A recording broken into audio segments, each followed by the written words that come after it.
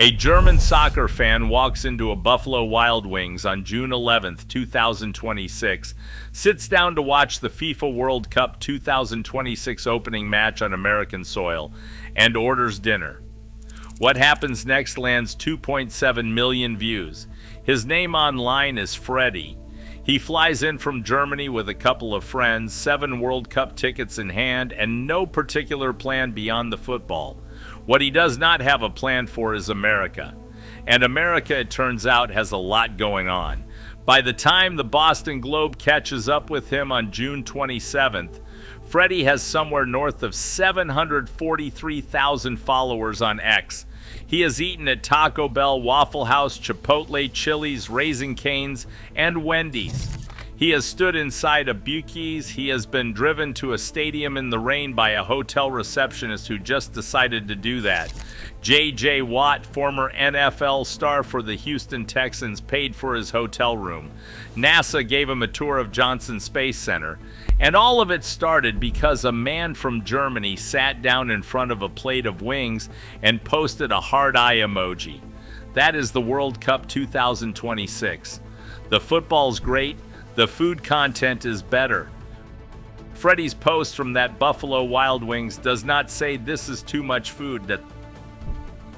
It does not say I am overwhelmed. It says nothing at all except that one emoji, and it pulls 2.7 million views anyway, because sometimes a picture of a plate does the whole job. The plate apparently does a lot of explaining. The Taco Bell post is what really sets the tone though. 2 photos, one of the restaurant exterior, one of his order. Caption, the Holy Land. That is the complete post. 2 words, millions of impressions. And Freddy is not being sarcastic, and everyone who looks at it knows he is not being sarcastic, and that is somehow the funniest thing on the internet for about 4 days running.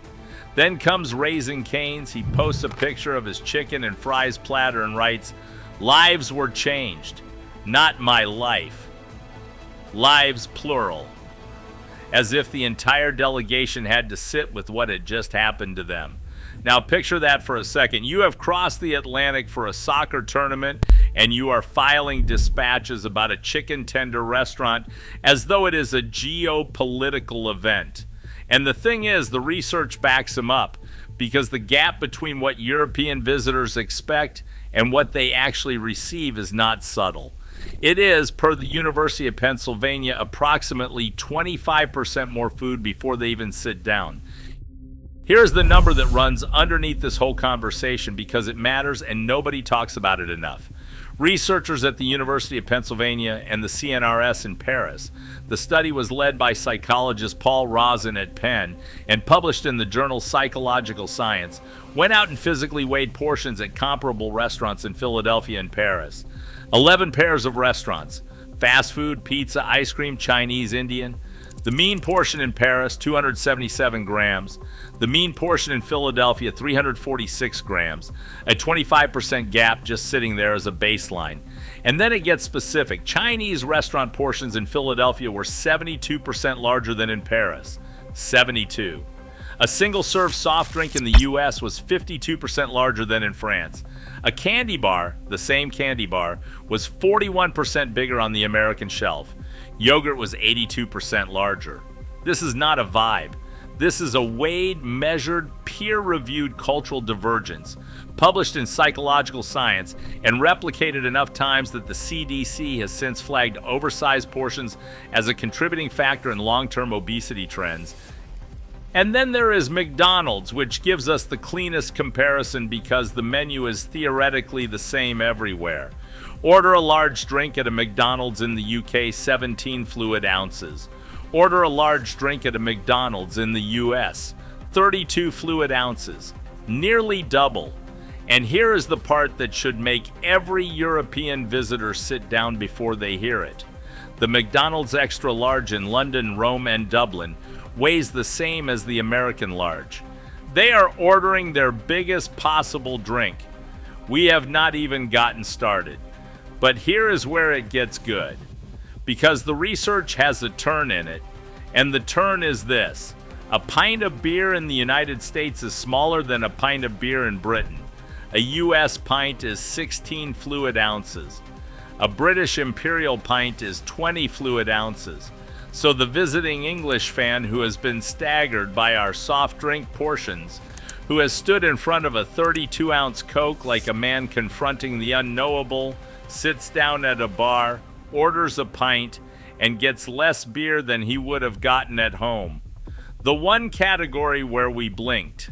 The one that matters most to a traveling soccer supporter. We gave it back. This is not a small detail. It is the whole joke in one measure. We size up on food and size down on beer, and the English fan is going to have feelings about that particular ordering of priorities. Freddy is not alone in this. He is just the loudest. A Leeds fan posts from Chicago. He has found a Starbucks. Not just any Starbucks, a 5-story Starbucks, which in the UK is a category of building that does not exist because most British Starbucks are, per this fan's own post, the size of a bathroom. He is drinking a whiskey inside it. He adds that last detail like it is evidence of something. It might be. A Swedish fan discovers ranch dressing, posts about it with the kind of enthusiasm that marks a before and after moment in personal history. One unnamed fan, documented by The Wrap, puts it plainly under a video from an Indiana restaurant. Why did no one tell me ranch sauce is like crock? Europe, we need ranch ASAP. That post exists. It is real. Europe has been formally notified. A Scotsman stands in front of a Buc-ee's and declares on camera that a place like this could only exist in America. He is not wrong. Buc-ee's flagship locations run to around 75,000 square feet, larger than most European supermarkets, and roughly the footprint of a small IKEA, with a snack selection that functions as its own consumer category, and famously clean restrooms, which at a roadside gas station is genuinely shocking in any country. The Scotsman did not come to the World Cup to have his mind changed about petrol stations. America had other plans. So what happens when you dig into why this gap exists in the first place?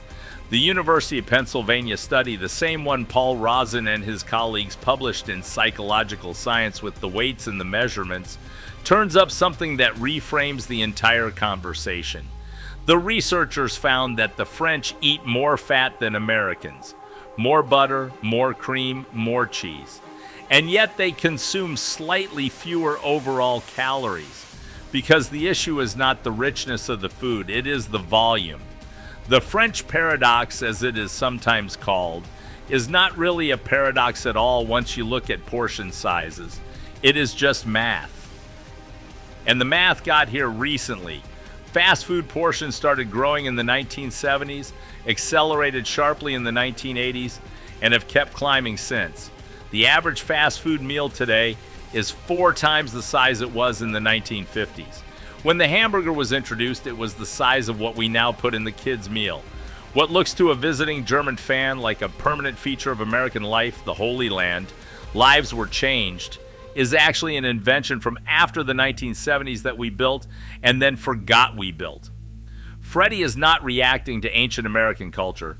He is reacting to something roughly 50 years old. The Paris-Philadelphia study found one more number worth landing. The average diner at a McDonald's in Paris spent 22 minutes eating. In Philadelphia, 14 minutes. Same restaurant. Different relationship with what is on the table.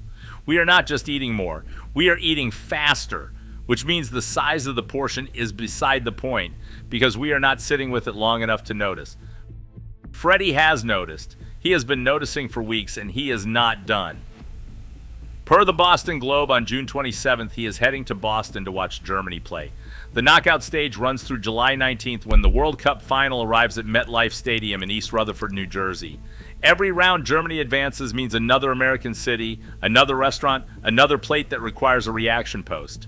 Every other nation still in the tournament is bringing its own fans into the same experience, the same 32-ounce drinks, the same free refills that European visitors keep discovering like they have found a loophole in the system, the same Buc-ee's on the highway that stops everyone cold. Freddy said it himself, somewhere in Louisiana, watching the country go past. It's crazy how diverse this country is. He meant the landscapes. He probably also meant the food. He definitely meant Waffle House at 1 a.m., which he described as great food, great prices, and friendly staff.